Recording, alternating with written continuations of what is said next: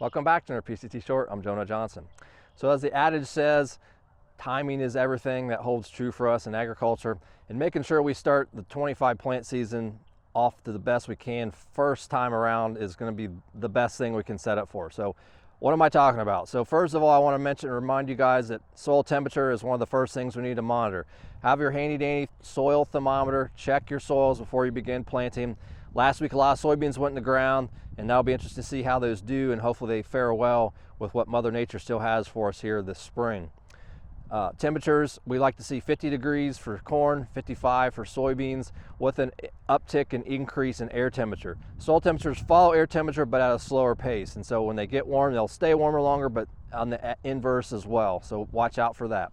Next big thing is soil structure and stability. Make sure we have the proper soil conditions. In 2024, we fought a lot of compaction, a lot of issues with pinch rows, a lot of seed furrow smearing, and those plants suffered till they were able to penetrate either through those hard sidewalls of the furrow seed trench or get below them and extend their root masses.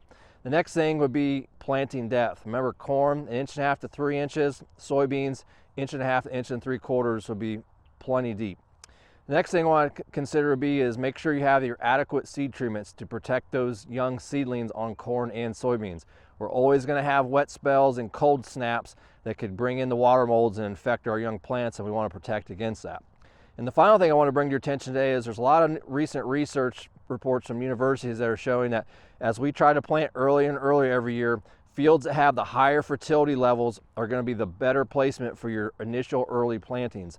These research is showing that fields that had lower fertility, lower organic matter, did better off with your later plantings. Now, they would see a greater response to fertilizer where the higher fertility fields would not, but those fields supported a much robust yield potential than the inverse. So keep that in mind as you start planting here in 2025. So for more, follow us on PCTnutrients.com. I'm Jonah Johnson. Thanks for watching.